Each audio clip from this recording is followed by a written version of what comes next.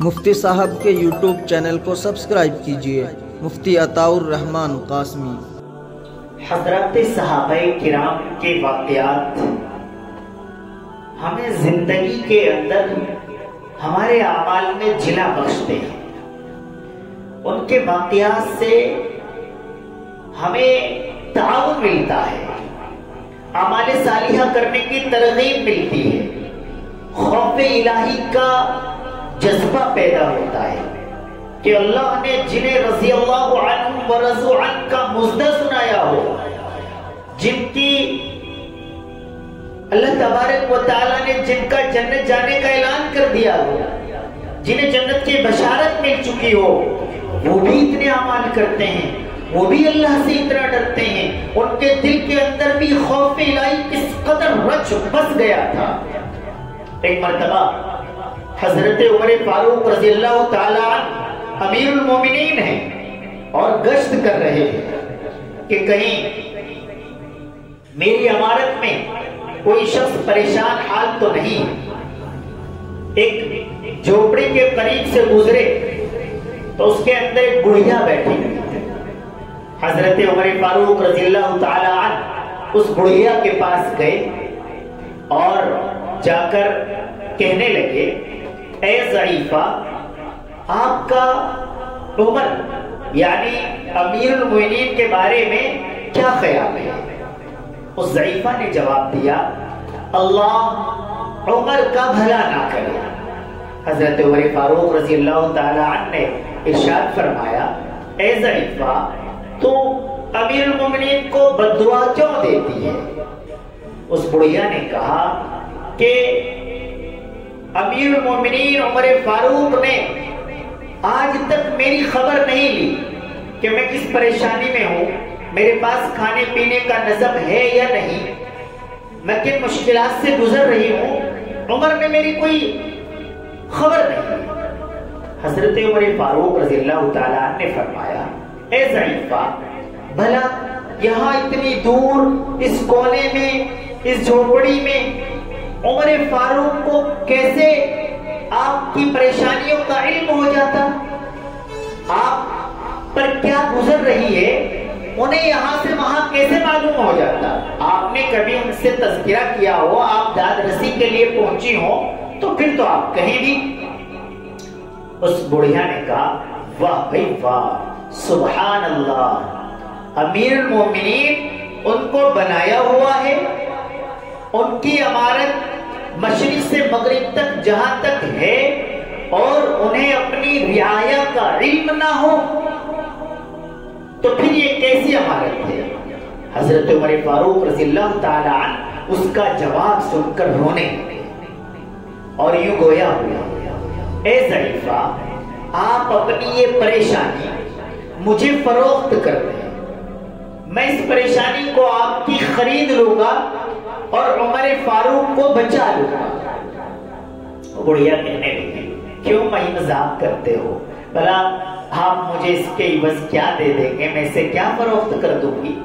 حضرت عمر فاروق رضی اللہ تعالیٰ نے کہا، نہیں اما جان ضعیفہ، میں مذاق نہیں کر رہا ہوں، میں عمر کو بچانا چاہتا ہوں۔ آپ اپنی یہ پریشانی آج مجھے فروخت کر دیں گی تو کل آپ عمر فاروق سے سوال نہیں کر سکے۔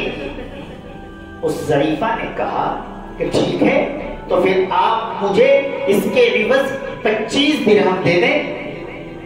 حضرت عمر فاروق رضی اللہ تعالیٰ نے فرمایا، ٹھیک ہے، کوئی حرج نہیں، میں آپ کو 25 درہم دے دیتا ہوں۔ یہ بات یہیں پہنچی تھی کہ اچانک حضرت علی رضی اللہ تعالیٰ عنہ اور حضرت ابن مسعود رضی اللہ تعالیٰ عنہ پہنچ گئے اور انہوں نے آتے ہی فوراً کہا، السلام علیکہ یا امیر المومنین۔ جیسے ہی ضعیفہ نے امیر المومنین کا نام یہ لفظ سنا وہ گھبرا گئی اور اس نے سر پکڑ لیا، ارے میں نے امیر المومنین عمر فاروق کو ان کے سامنے ان کے منہ پر بھی ایسی بات کہہ دی۔ حضرت عمر فاروق رضی اللہ تعالیٰ نے کہا، ضعیفہ، آپ کو ڈرنے گھبرانے کی کوئی ضرورت نہیں ہے، آپ نے عمر کو جگایا ہے، اچھا کیا ہے، کوئی حرج نہیں، لیکن یاد رکھیں کہ آپ مجھے یہ اپنی پریشانی فروخت کر دیں، میں آپ کو ابھی 25 درہم دے دیتا ہوں۔ حضرت عمر فاروق رضی اللہ تعالی عنہ نے 25 درہم اس بڑھیا کو دیے، ایک روکا لکھا، اس پر لکھا کہ بڑھیا پریشانی میں تھی، اس پریشانی کو عمر فاروق نے 25 درہم کے عوض خرید لیا، اور وہ روکا لکھنے کے بعد اپنے صاحبزادے کو دیا کہ یہ رقع میرے انتقال کے بعد میری قبر میں رکھ دینا، کہیں کل قیامت کے دن ایسا نہ ہو کہ یہ بڑھیا مجھ سے سوال کر لے، میرا گریبان پکڑ لے کہ امیر المومنین آپ نے ہماری پریشانی کو اپنی عمارت میں پہچانا نہیں تھا، سمجھا نہیں تھا، آپ ہم تک پہنچ نہیں پائے تھے۔ تو حضرات سامعین کرام، یہ حضرات صحابہ کرام کا خوف الہی ہے، خشیت الہی ہے، اللہ سے ڈر ہے، اتنے اچھے اعمال کرتے ہیں، اتنے امیر المومنین ہونے کے بعد اور پوری دنیا کے اندر ایک طریقے پر سب سے بڑے بادشاہ ہونے کے باوجود آپ ایک بڑھیا کی اتنی سی بات پر اتنے خائف ہو جاتے ہیں کہ روکا لکھنے کا نمبر آ جاتا ہے۔ آج ہم بہت سارے برے کام اللہ تبارک و تعالی کے خوف و خشیت کے ہونے کے باوجود کر گزرتے ہیں، اور ہمارے دل کے اندر یہ ڈر پیدا نہیں ہوتا کہ کل قیامت کے دن اللہ کے حضور حاضری ہوگی، اللہ کو جواب دہی ہوگی، اللہ تبارک و تعالیٰ کو ان اعمال کے بدلے میں ہمیں سزا یا جزا کا معاملہ کرنا پڑے گا۔ کل بس ہاں یہ تو آدمی کہے گا کہ کاش میں دنیا کے اندر اسے سمجھ لیتا، کاش مجھے دنیا کے اندر دوبارہ لوٹا دیا جاتا، اور اس دن جب اللہ تبارک و تعالی اعمال نامے کو سامنے کر دیں گے تو انسان کہے گا ہائے یہ تو گناہ مجھ سے غلطی سے ہو گیا تھا، ہائے یہ تو میں نے مذاق میں کہہ دیا تھا، یہ جھوٹ تو میں مذاق میں بول گیا تھا، یہ تو اس لکھنے والے نے سب کچھ لکھ لیا ہے، یہ اس لکھنے والے نے ایک بھی چیز میری چھوڑی نہیں ہے، میں ان تمام گناہوں کو کرتا چلا گیا اور یہ تمام چیزیں لکھی جاتی رہی، اور آج یہ اعمال نامہ میرے سامنے آ گیا ہے۔ تو حضرات آج ہمیں اب دنیا کے اندر اللہ کا ڈر پیدا کرنے کی ضرورت ہے، اب اعمال صالحہ کرنے کی ضرورت ہے، اب اعمال سیئہ سے بچنے کی ضرورت ہے۔ اللہ تبارک و تعالی عمل کرنے کی توفیق عطا فرمائے۔ وآخر دعوانا الحمدللہ رب العالمین۔